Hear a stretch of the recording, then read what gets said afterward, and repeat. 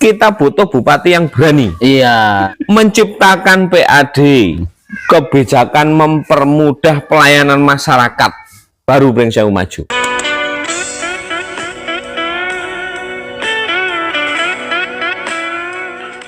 Setelah saya keliling ya, seluruh calon bupati itu semuanya menjanjikan memajukan Brengseu.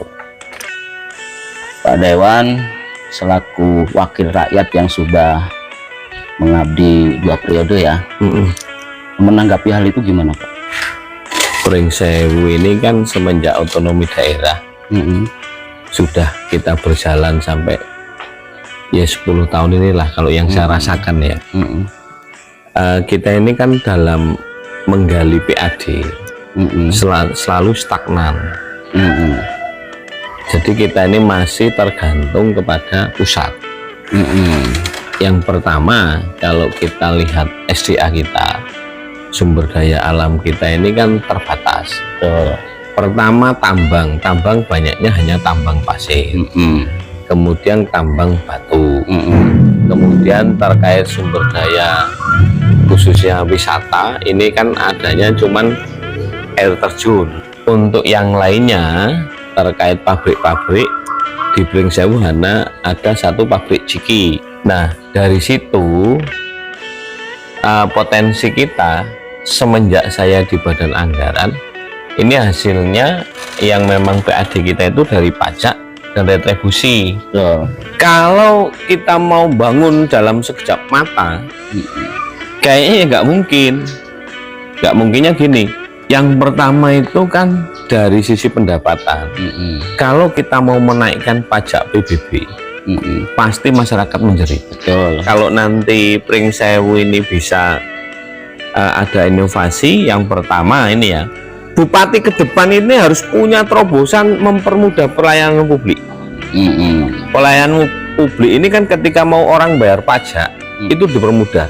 Yang penting bawa duit, yang penting bawa petuk, yang penting bawa STNK, yang penting bawa surat. Kembali lagi tadi ya, bahwasanya calon bupati ini kan ingin memajukan Brengseu. Iya. Kalau seperti Pak Anton sendiri melihat kondisi Brengseu saat ini, mungkin kan ada solusi yang kira-kira bisa memberikan jawaban lah untuk pembangunan Brengseu. Bisa. Jadi kalau besok bupati yang mahir 2 tahun lah bisa berjalan. Yang pertama BUMD ini ya, BUMD ini kan cikal bakal PAD. Ini harus dirasionalisasi. Karena BUMD yang disampaikan pada waktu kajian Unila yang disampaikan ke kami ini kan sifatnya ecek-ecek. Yang pertama dia akan mengelola pasar, kebersihan pasar, padahal notabene sudah ada yang mengelola. Kemudian akan mengelola kebersihan kantor. Lah kan percuma juga. Maksud saya BUMD ini kalau memang kita mau bekerja yang baik nggak apa-apa, misalnya untuk pengerjaan proyek boleh. Dengan sendirinya nanti antara kualitas BUMD dengan kualitas pemborong nah kemudian BUMD ini harus mempunyai inovasi terkait bagaimana untuk mencetak. Misalnya kita lihat aja lah rumah sakit mitra. Rumah sakit mitra itu dikelola oleh swasta. Toh nyatanya berhasil. Tapi bila mana melihat rumah sakit umum dikelola oleh negeri kok kurang berhasil. Maksud saya inilah untuk pemicu BUMD itu, karena direktur ditunjuk melalui kualifikasi, kemudian uji kompetensi, ya benar-benar orang yang berbisnis. Ini tantangan yang pertama, BUMD harus kuat. Yang kedua, bahwa bupati itu harus mempunyai inovasi membuka investasi untuk di dunia hiburan. Contohnya Mas, Brengseu ini ketika 10 tahun saya masuk, untuk penghasilannya yaitu itu saja. Kita lihatlah kalau di Bandar Lampung orang mau main biliar ada, orang mau minum kelasnya bir ada, ada tempatnya. Orang mau karaoke ada tempatnya.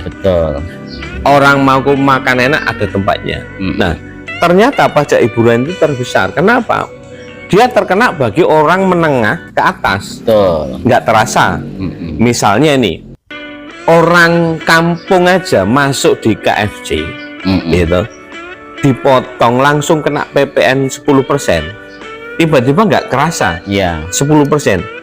Bayangkan Mas, kalau Amit Sewu di UMKM misalnya di Maleo Sewu, kita pajeki sama, pajak hiburan, jerit yang beli. Iya betul. Nah, berarti kalau prinsipnya Pring Sewu mau ke arah UMKM, UMKM-nya itu yang tematik. Jadi kita buat tempat khusus yang UMKM, Ya. lingkupnya itu, tapi juga ada yang usaha untuk menarik PAD. Itu. Jadi kalau kita punya tempat karaoke yang baik, yang bagus, ada pengawasan khusus, kemudian untuk orang mau minum boleh, ya nggak masalah toh. Konsekuensinya Pring Sewu cuman gitu. Kenapa? Satu, minim.